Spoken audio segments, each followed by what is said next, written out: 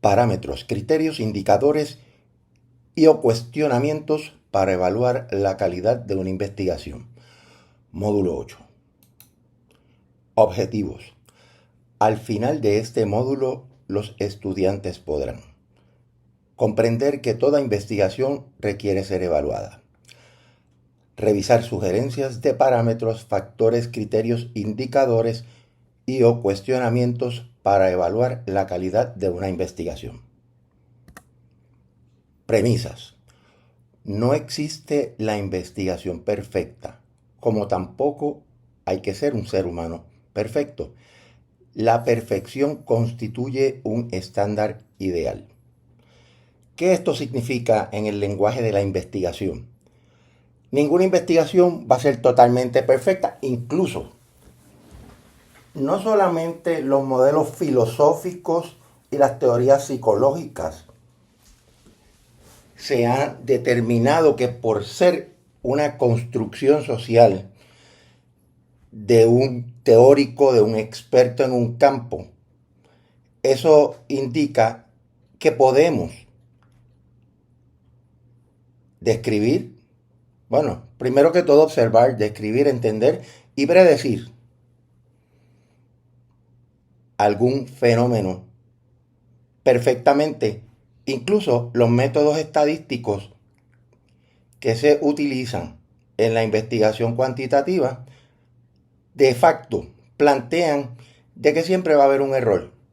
El nivel de significatividad, el error de muestreo, los intervalos de confianza, entre otros elementos de la investigación plantean de que siempre va a haber un error, ya sea sistemático, que ocurre durante el proceso de investigación o a través de investigaciones, o aleatorio, un error que ocurre durante un estudio, pero no va a ocurrir en otro, pero también en otro puede ocurrir un error. O sea, la realidad es que no va a haber investigación perfecta. Lo único que es importante es el rigor y la sistematización que utilizamos en nuestras investigaciones. Esto nos dice que, por tanto, en cualquier estudio siempre vamos a tener unas limitaciones. Lo importante es resaltarlas y explicarlas claramente. Sin embargo, diversos investigadores han generado parámetros, factores, criterios e indicadores y o cuestionamientos para evaluar la calidad de un estudio. Parámetros para estudios cuantitativos. Primer listado, 1, rubros generales. El planteamiento del problema. El planteamiento del problema tiene que estar claro, preciso y conciso. Y tiene que estar validado por lo que es el segundo punto en estos parámetros, que es la revisión de la literatura. El problema no puede ser un problema aislado de lo que pasa en la comunidad científica, que ha sido retratado a través de la revisión de literatura o también del marco teórico conceptual que se está presentando. Así que son parámetros que incluso las revistas profesionales científicas tienen comités de evaluación de pares, que son colegas nuestros profesionales con experiencia en investigación y publicación, que ya de facto utilizan todos estos parámetros para decir si una investigación debe ser publicada o no. Así que, comenzando por el planteamiento del problema, si este no está claro, no está preciso, no sabemos o no tenemos una guía que nos conduzca a tener claro qué es lo que se pretende investigar y por qué, va a ser bien difícil que podamos justificar al final del día esta investigación. Y esto va amarrado a la revisión de la literatura o a la demarcación del marco teórico. Tenemos también el alcance de la investigación. ¿Cuáles son las pretensiones de esta investigación? En ocasiones se ha dado la situación particular de que se presentan cierto grado de aspiraciones de parte del investigador que cuando uno va a la metodología no correlaciona. Las aspiraciones son muy amplias o muy ambiguas o muy generales. Y eso hace que cuando vayamos a mirar las hipótesis, el, el problema de investigación, los objetivos, el propósito, se pierda. ¿Por qué? Porque el alcance probablemente fue un planteamiento demasiado de amplio, muy filosófico en esencia, y al final del camino nos perdimos. Por tanto, el alcance de la investigación tiene que estar maniatado a las variables que vamos a estudiar, las hipótesis a establecer, el diseño de investigación y el procedimiento que vamos a utilizar para recopilación y análisis de los datos. Así que aquí se mencionan todos estos elementos como separados, pero se concatenan en el proceso. Tenemos la hipótesis. Las hipótesis, en el pasado yo fui parte de comités de disertaciones donde estudiantes se planteaban 30, 50, 40 hipótesis. Y cuando tú mirabas el tipo de investigación, el alcance, tú decías, wow, pero tanta hipótesis con una muestra pequeña o con una muestra por disponibilidad. Siempre eran cuestionamientos que yo traía a la mesa. De que por qué tanta hipótesis en vez de presentar de manera parsimoniosa el estudio, tratando de buscar aquellas hipótesis que eran importantes, porque cuando uno miraba en esencia de las 30 hipótesis, probablemente 5 o como mucho 10 tenían algún sentido, pero las demás eran hipótesis que redundaban en minucia y desviaban la atención del lector en términos del alcance del estudio. Así que menos es más en esta dirección. Es mejor tener 5 buenas hipótesis que de 30 a 25 no sean tan buenas. Diseño de investigación. Nuevamente el diseño es vital porque es lo que demuestra o por lo menos establece el cómo vamos a hacer la investigación, si vamos a tener varios grupos, si vamos a tener un grupo, qué variables, cómo se definen. Y eso pues nos lleva también al procedimiento, cómo vamos a seleccionar los participantes, que tiene que ver con la muestra, cómo los vamos a asignar a los diferentes grupos y a partir de ahí definir cuáles van a ser los análisis estadísticos a realizarse. Entonces tenemos también la muestra, que pues sabemos que la mayor parte de las investigaciones, sobre todo en las ciencias humanas y educativas, no se llevan a cabo con unos muestreos que sean aleatorios. Eso siempre tratamos de aspirar a que sea una muestra aleatoria. Ahora, el que la muestra no sea necesariamente aleatoria no implica que los resultados que generemos sean necesariamente o falsos o realmente no sirvan para mucho. ¿Por qué? Porque pues dependiendo de la calidad de la muestra, cuán grande es, cómo se le seleccionan las personas o de qué población provienen, nos da una idea de la calidad de la muestra y de cuán homogéneos u heterogéneos son los participantes. Así que pues, pero esos son elementos que también nos permiten hacer un análisis de la calidad de la investigación y pues el método de la recolección de los datos es sumamente importante también. Cómo vamos a recoger los datos para garantizar un proceso de calidad en la recopilación, porque Si recogemos malos datos, vamos a tener malos resultados o resultados equivocados. Así que la recolección de los datos hay que ser, por eso decíamos que la rigurosidad y la sistematización son clave en este proceso.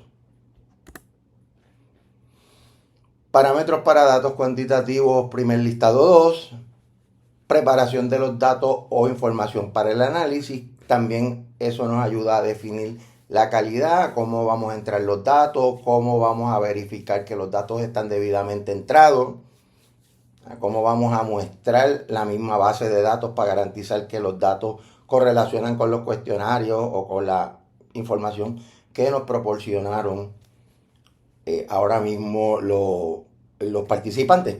Ahora, la ventaja que estamos viendo en estos tiempos, donde muchas de estas investigaciones se están haciendo en línea, es que tan pronto usted hace una investigación en línea, la base de datos de las contestaciones ya sale preparada según la gente contestó. O sea que no es como el procedimiento tradicional de que yo tengo un cuestionario en papel y tengo que pasar esa información a la computadora. Ya no, ya muchos de los datos ya cuando se recogen uno los accede a través de una base de datos en archivo Excel, por decirle algo, o de texto, y lo que aparece allí es lo que contestó la gente.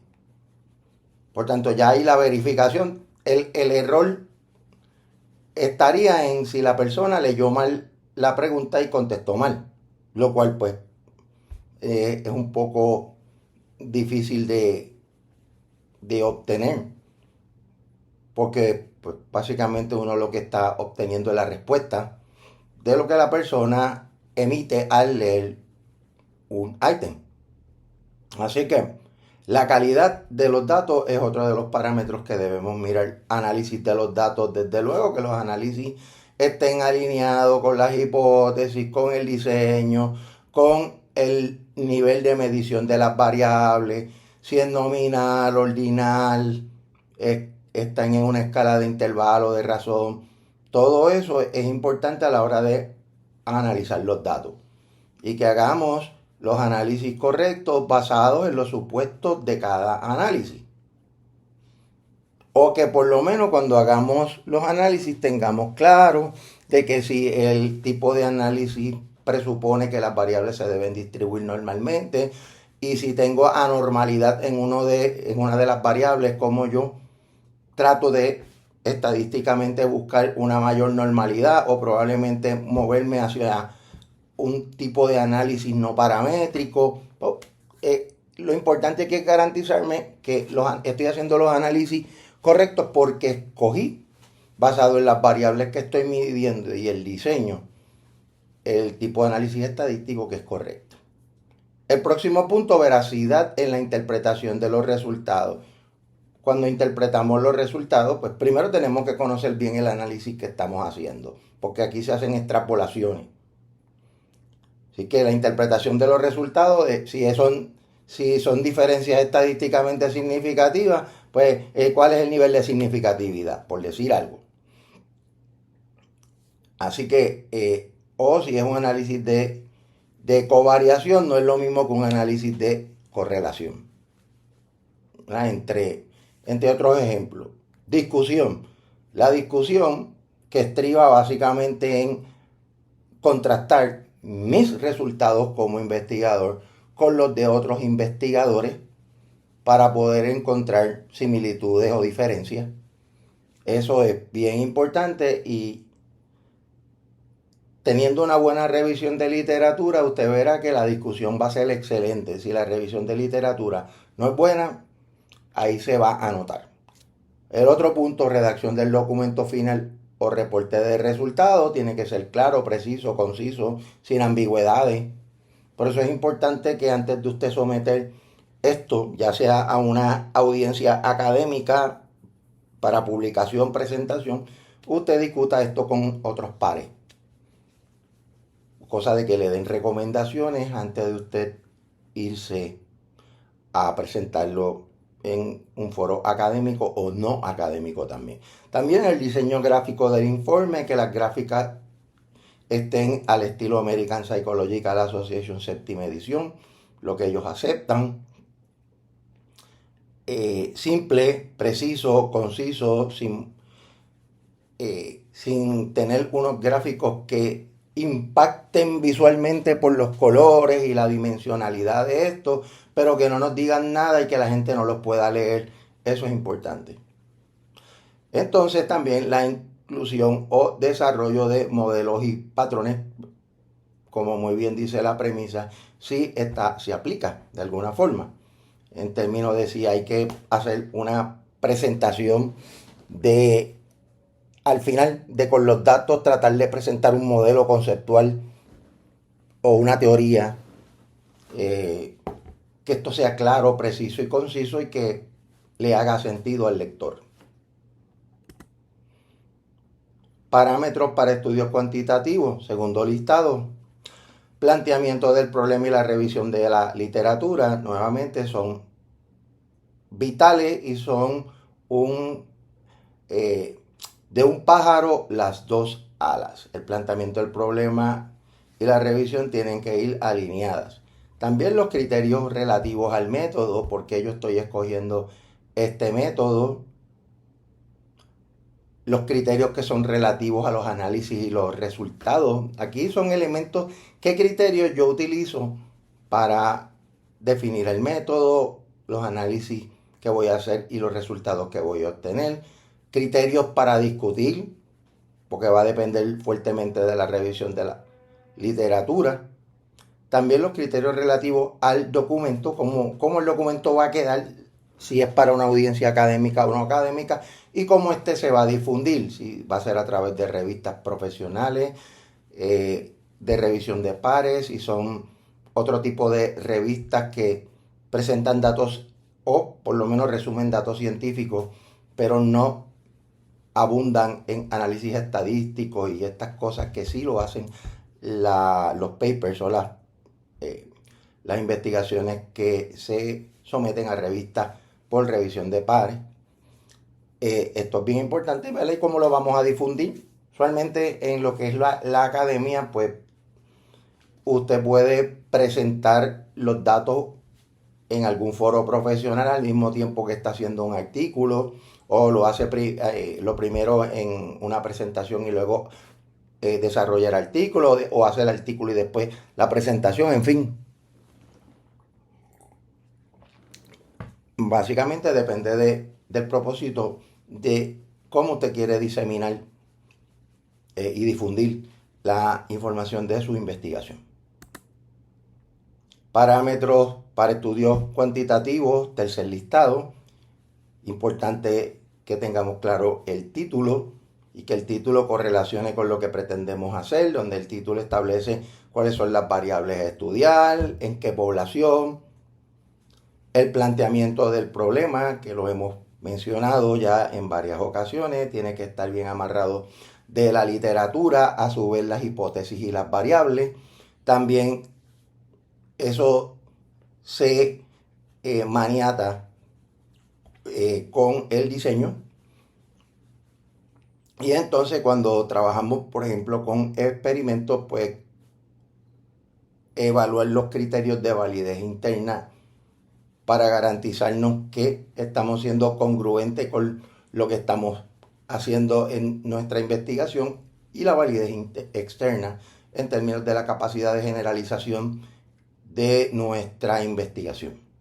Y nuevamente datos en la muestra como el tamaño y la representatividad y el tipo de muestreo que se realice. Parámetros para estudios cuantitativos, tercer listado 2. Los procedimientos siguen siendo vitales, incluyendo la recopilación de datos, el instrumento que vamos a utilizar, detallando qué mide, en algunos casos algún ejemplo de ítems, pero también, más que todo, estudios o resultados de validez y confiabilidad previos del instrumento. Claramente los análisis alineados con el diseño, las variables y las hipótesis. Desde luego, el manejo de los resultados, cómo los resultados se van a presentar, claro, preciso y conciso, y la discusión donde se hace un alineamiento entre los resultados míos con los resultados de otros. Ya entonces, en términos del reporte en general, claridad, precisión, de manera tal que las personas también puedan tener claro qué fue lo que pasó. En la difusión, ya lo volví a mencionar, es importante usted decidir cómo va a difundir este tipo de investigación. También la financiación o el financiamiento de la investigación. En este caso particular, cuando financian una investigación es porque la universidad lo apoya a usted o una entidad privada que le manda a hacer un estudio, o usted solicita fondos a fundaciones o a entidades que dan fondos para investigación y que financian tanto a universidades como a instituciones sin fines de lucro para llevar a cabo estudios investigativos que son importantes para la sociedad de alguna forma. Ahora, en términos de los estudios cualitativos, pues nuevamente el estudio tiene que tener un título que lo asocie con la metodología cualitativa.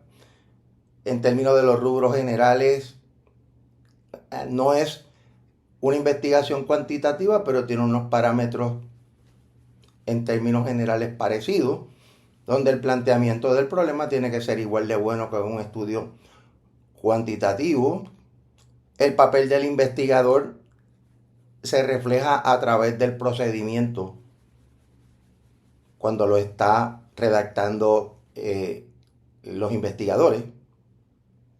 También establece claramente cuál es la relación que se da entre el investigador y los participantes a partir del diseño de investigación cualitativa. Como ya sabemos, la revisión de la literatura puede impactar el estudio al principio, a mitad y al final.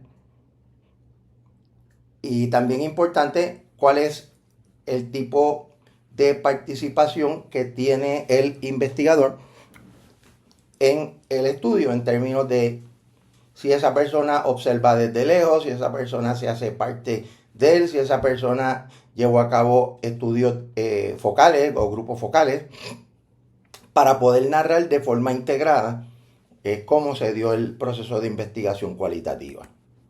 Otros criterios para estudios cualitativos, pues también narrar, describir la inmersión inicial, cómo el investigador se insertó dentro del estudio, la muestra, cómo se recopiló la muestra. Sabemos que no necesariamente tiene que ser una muestra al azar, pero cómo se reclutó a la gente es importante saberlo, cómo se recopilaron los datos en general, las notas o notas al pie de la página o notas en los anejos de la investigación, cuáles fueron los análisis de los datos, cómo se construyeron las categorías de análisis, cómo se decodificaron, y entonces pues cómo se construye el rigor o dependencia, que es análogo a la confiabilidad, la credibilidad en la recopilación y el análisis de los datos, que tiene que ver con la validez interna,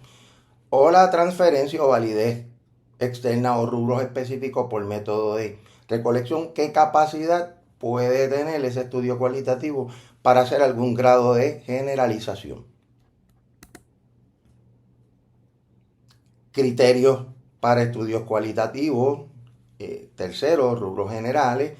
Importante poder detallar el diseño, cómo se recopilaron los resultados y cuáles fueron estos, cómo estos también se discuten a la luz de los resultados, hacia dónde va este informe, hacia la academia o